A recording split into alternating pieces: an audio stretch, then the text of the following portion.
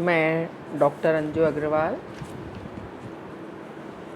आज हम हिंदी साहित्य तृतीय वर्ष के पाठ्यक्रम में समाहित अयोध्या सिंह उपाध्याय हरिओद द्वारा रचित खड़ी बोली के महाकाव्य प्रिय प्रवास के छठे सर्ग के छंदों की व्याख्या करेंगे। अयोध्या सिंह उपाध्याय द्वारा रचित प्रिय प्रवास हिंदी की खड़ी बोली के महाकाव्यों में श्रेष्ठ स्थान रखता है और प्रथम महाकाव्य होने का गौरव भी इसको प्राप्त है। यहाँ श्री कृष्ण के मथुरा जाने के बाद ब्रज के लोगों की जो दशा हुई है उसी दशा का वर्णन इसमें किया गया है। श्री कृष्ण के मथुरा जाने के बाद ब्रज के लोगों की दशा का वर्णन करते हुए कवि बताता है कि धीरे धीरे दिन गत हुआ, पद्मिनी नाथ डूबे, दोषा आई फिर गत हुई, दूसरा बार आया। कि श्री कृष्ण के जाने के बाद में धीरे धीरे दिवस भी पूरा व्यतीत हो गया और पद्मिनी के नाथ कौन है? सूर्य, यानी कि कमल के स्वामी सूर्य जो हैं वो भी अस्त हो गए। और फिर रात्रि आई, रात्रि को दोषा भी बोलते हैं। समस्त जो दोष हैं वो रात्रि में अपने चरम पर होते हैं, तो रात्रि को दोषा कहते हैं इसलिए। तो उसके पश्चात रात भी बीत गई और उसके पश्चात फिर से दिन उदित हुआ और यूं ही बीती विपुल घड़ियाँ और कई बार बीते। कि ऐसे ही बहुत सारी घड़ियाँ व्यतीत हो गई श्री कृष्ण के जाने के बाद की और कई दिन बीत गए। कोई आया न मधुपुर से और न गोपाल आए। कि ना तो मधुपुर से मथुरा से कोई आया और ना ही श्री कृष्ण वापस आए। ज्यों ज्यों जाते दिवस चित्त का क्लेश था वृद्धि पाता, उत्कंठा थी अधिक बढ़ती, व्यग्रता थी सताती। होती आके उदय उर में घोर उद्विग्नताएं, देखे जाते सकल ब्रज के लोग उद्भ्रांत से थे। बोल रहे हैं कि जैसे जैसे दिन बीतते जा रहे थे, जो श्री कृष्ण के जाने के बाद दिवस बीतते जा रहे थे, वैसे वैसे ब्रजवासी जो हैं उनके हृदय में क्लेश जो है वो बढ़ता जा रहा था। उनकी व्यथा बढ़ती जा रही थी, उनकी पीड़ा बढ़ती जा रही थी। और उसके साथ ही श्री कृष्ण कब आएंगे ये उत्कंठा उनमें बढ़ती जा रही थी। वो व्यग्र होते जा रहे थे कि श्री कृष्ण कब उनसे वापस मिलने के लिए आएंगे, वापस ब्रज में रहने आएंगे। होती आके उदय उर में घोर उद्विग्नताएं, कि इस प्रकार से उनके हृदय में घोर बेचैनी सी थी, घोर उद्विग्नता थी, घोर उत्कंठा उनके हृदय में उदित हो रही थी। और इस प्रकार से हम देखते हैं कि सारे जो ब्रज के लोग थे उसके अंदर सिर्फ गोपियाँ ही नहीं हैं, जो ग्वाले थे, वहाँ के जितने नर नारी पुरुष सभी लोग जो थे वो बहुत ही उद्भ्रांत थे। उनका जो चित्त था वो भ्रांत सा था, परेशान थे, वो पीड़ित थे, व्यग्र थे, बेचैन थे। तो श्री कृष्ण के जाने के बाद में कैसी उनकी मनोदशा हो रही है, उस मनोदशा का वर्णन यहाँ पर हरिओद जी ने किया है। तो इसके पश्चात आता है कि खाते पीते गमन करते बैठते और सोते, आते जाते वन अवनी में गोधनों को चराते, देते लेते सकल ब्रज की गोपिका गोपजों के, जी में होता उदय यह था क्यों नहीं शाम आए। कि वो सारे दैनिक उनके कार्यकलाप हो रहे थे, लेकिन खाते पीते, कहीं जाते हुए, बैठते हुए, सोते हुए, कहीं भी वन में आते जाते, गोधन को चराते हुए, गौओं को चराते हुए, उनके समस्त लोगों के, सकल ब्रज के गोपिका गोपजों में, सभी में, उनके हृदय में बस यही एक बात आती थी, रहती थी कि अभी तक श्री कृष्ण वापिस क्यों नहीं आए? क्या वो वहीं पर रुक जाएंगे? यही उनके हृदय की पीड़ा का कारण थे। दो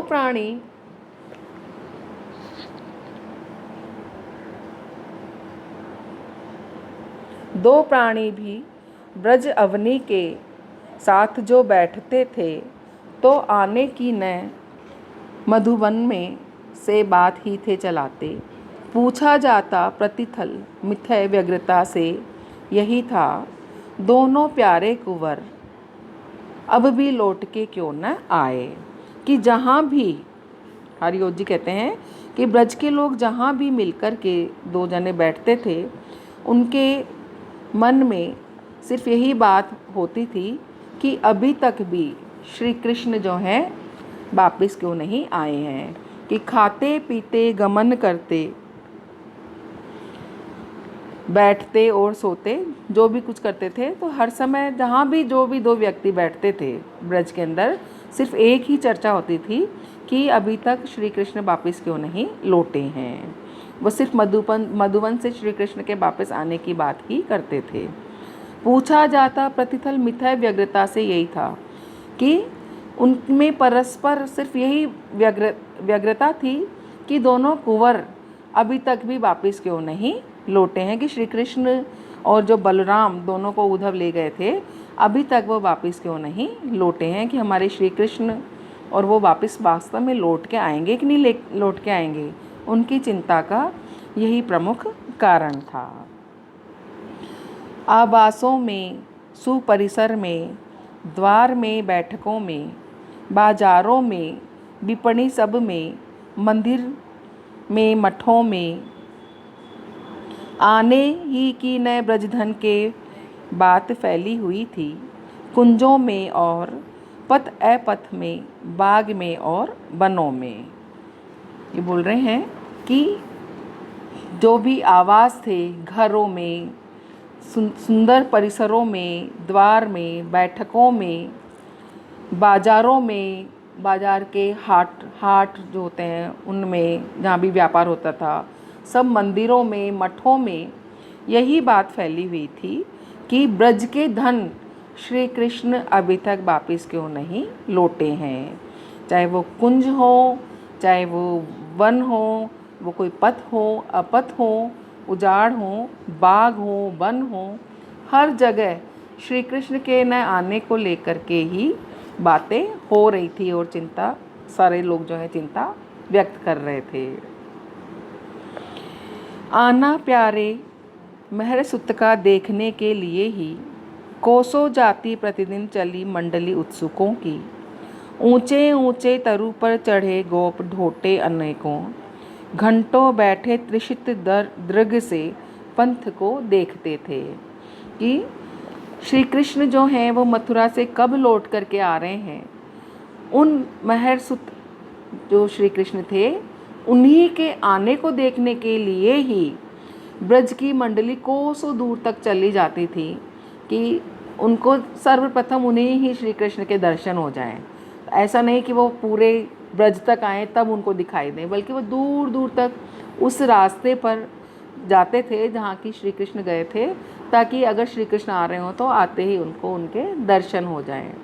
तो इस प्रकार से बहुत ही उत्सुक होकर के जो ब्रज के लोग थे वो श्री कृष्ण के आने का इंतज़ार करते थे। और ऊंचे ऊंचे तरु पर चढ़े गोप ढोटे अनेकों, घंटों बैठे त्रिषित दृग से पंथ को देखते थे। कि ऊंचे ऊंचे वृक्षों पर जो गोप थे, उनके जो बच्चे थे, गोपों के जो बच्चे थे, गोप बालक थे, वो बड़े उत्सुकता से घंटों तक त्रिषित दृग से, यानी प्यासे आँखों से दूर तक पंथ को निहारते रहते थे, देखते रहते थे कि कहीं से उनको कृष्ण जो हैं वो आते हुए दिखाई दे जाएं। तो श्री कृष्ण के प्रति जो उनका प्रेम है, अनुराग है, उसका बहुत ही सहज स्वाभाविक वर्णन यहाँ पर हरिओध ने किया है। उसकी सुंदरता हमको इस छंद में दिखाई देती है। आके बैठी निज सदन की मुक्त ऊंची छतों में, मोखों में और पथ पर बने दिव्य वातायनों में, चिंता मग्ना विवश विकला उन्मना नारियों की, दो ही आँखें सहस बन के देखती पंथ को थीं। इस प्रकार से जो ब्रज की स्त्रियां थीं वो भी ब्रजवासिनियाँ जो थीं वो भी उसी प्रकार से विकल थी जैसे ब्रज के बाकी लोग थे। वो भी अपने घरों की ऊंची खुली छतों पर, मोखों पर, सड़कों पर जो भी सुंदर झरोके बने हुए थे, खिड़कियाँ बनी हुई थी, उन पर आकर के बैठ जाती थी। वो भी यही चाहती थी कि श्री कृष्ण आते ही उनको दिखाई दे जाए। बड़ी चिंता से ग्रस्त, विवश सी, व्याकुल उन्मना स्त्रियां थीं और उनकी आंखें भी, उनकी दो आंखें भी जो हैं बहुत हजारों हजारों आंखें बंद करके श्री कृष्ण के लौटने के मार्ग पर ही उसी रास्ते को देखा करती थीं। तो ब्रज के समस्त स्त्री पुरुष, बाल ग्वाल सभी श्री कृष्ण के वापस आने की राह देख रहे हैं। सभी में समान रूप से प्रेम, वात्सल्य, अनुराग हमको दिखाई देता है। आके कागा यदि सदन में बैठता था कहीं भी, तो तनवगी उस सदन की यों उसे थी सुनाती, जो आते हो कुंवर उड़ के काक, तो बैठ जा तू, मैं खाने को प्रतिदिन तुझे दूध और भात दूंगी। और इस प्रकार से एक जो लोक आस्था है कि कौवा कहीं आकर के बैठता है तो वो शुभ समाचार लाता है किसी के आने का। तो किसी के घर पे आकर कभी कोई कौवा बैठता था किसी के सदन पे आकर के, तो उस कौवे को सुना करके वो सुंदर गोपी या स्त्रियाँ कहती थी कि यदि तुम कुंवर कृष्ण के आने की बात मुझे सुनाते हो तो तुम यहाँ पर आकर के बैठो, मैं तुमको खाने के लिए प्रतिदिन दूध और भात खाने को दूंगी। तो इस प्रकार से जो एक लोक आस्था है, लोक मान्यता है कि कौवा आता है तो शुभ समाचार लाता है, उस लोक आस्था को, विश्वास को भी यहाँ पर हरिओद जी ने इसमें प्रयुक्त किया है। फिर है आता कोई मनुज मथुरा और से जो दिखाता, नाना बातें सा दुख उससे पूछते तो सभी थे, यों ही जाता पथिक मथुरा और भी जो जनाता, तो लाखों ही सकल उससे भेजते थे संदेशे। कि कोई व्यक्ति मथुरा की ओर जाता हुआ दिखता था या आता हुआ दिखता था तो सारे लोग जो है वो मथुरा की बातें ही उससे पूछते थे कि मथुरा में क्या हो रहा है, क्या सब कुशल हैं, मंगल हैं। तो मथुरा के सब समाचार उनको जानने होते थे कि मथुरा में क्या बातें चल रही हैं, क्या समाचार हैं, श्री कृष्ण वहाँ गए हैं तो वहाँ पर किस तरीके से वो होंगे। तो सभी मथुरा की ओर से जो भी आता था उससे नाना बातें पूछते थे, नाना प्रकार की बातें करते थे। यूँ ही जाता पथिक मथुरा और भी जो जनाता कि जो भी वहाँ पर जाता तो भी उसको वो लाखों ही सकल भेजते थे संदेश। उनको लाखों संदेश वो भेजते थे कि वो कब आएंगे, कैसे हैं, कोई उनको कष्ट तो नहीं है।